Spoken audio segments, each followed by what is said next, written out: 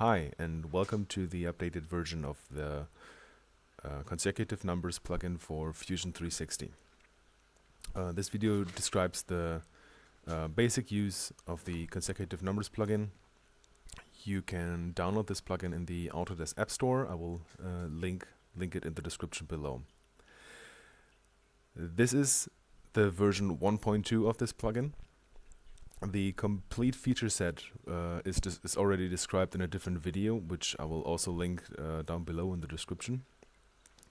What I'm going to describe here is just the basic feature set and the changes and updates compared to the previous version. So let's start with the basic features.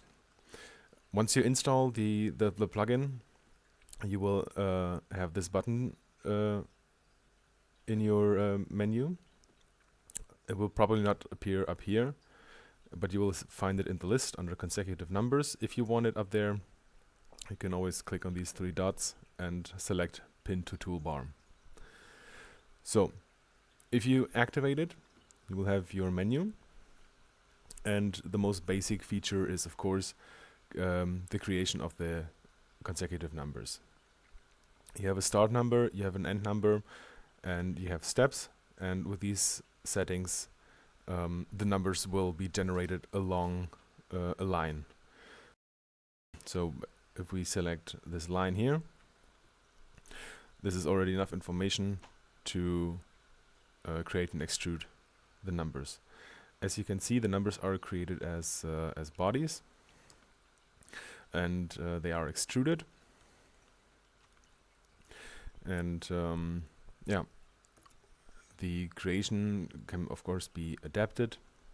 The numbers can be adapted. For example, you can also add an angle. If I want to tilt them 90 degrees, select our line again.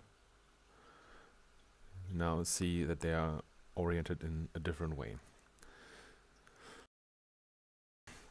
For the extrusion, you have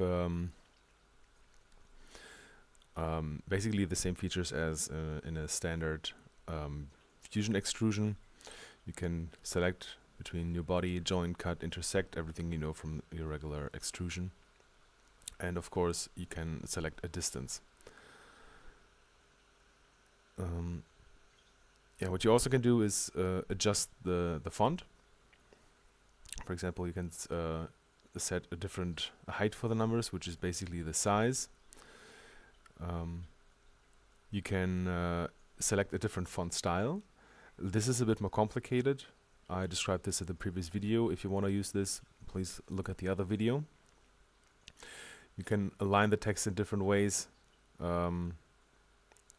Center on the line, left or right of the line, and you can select if it's on top or below that line. Again, all this is described in more detail in the previous in the previous video. So if we adjust the size, you see now numbers are much bigger. So to those of you who already know the previous version,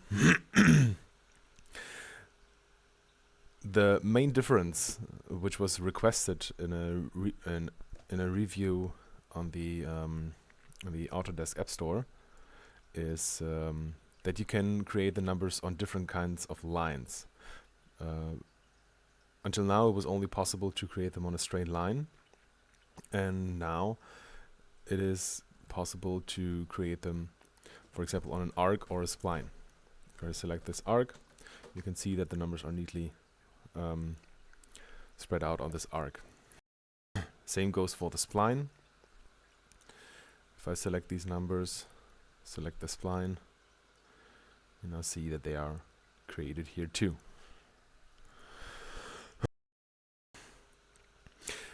Another difference is the angle of the numbers. In the previous version, the numbers were always oriented to the center point of the sketch. So the sketch basically had a specific orientation, and the orientation was relative to this. As you've already seen with the arc, if I create them here, they are all oriented relative to the arc. And if I change the orientation now, let's say 90 degrees, come on, Control A, 90 degrees, and I select the arc, and I'll see that they change the orientation also relative to the arc. Another new feature is that the numbers are now reversible. As you've seen before, the numbers start at this point at 1, count up to 10. If I select this arc again and enter the 10 up here and the 1 down here, they will be created in reverse order. So 1 starts on the left side, counts up to 10 on the right side.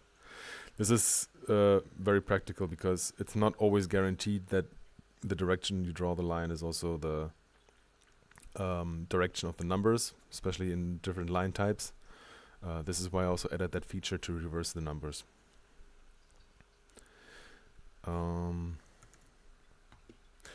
Yeah, and then now it's also possible to create the numbers on top or below the line. Let me create the numbers again. 10 arc. If I activate the sketch again, you will see what I'm talking about. This is our arc, and you see the numbers are created on top of this arc. If you want it the other way around, for example, if you need the numbers on the inside of the arc, you can select the arc, count up to 10, and here on path, this on path option tells you or lets you select if it's on top or below. And if I select below, you see now that the numbers are created below the arc. This is gives you a little bit more flexibility with your reference line.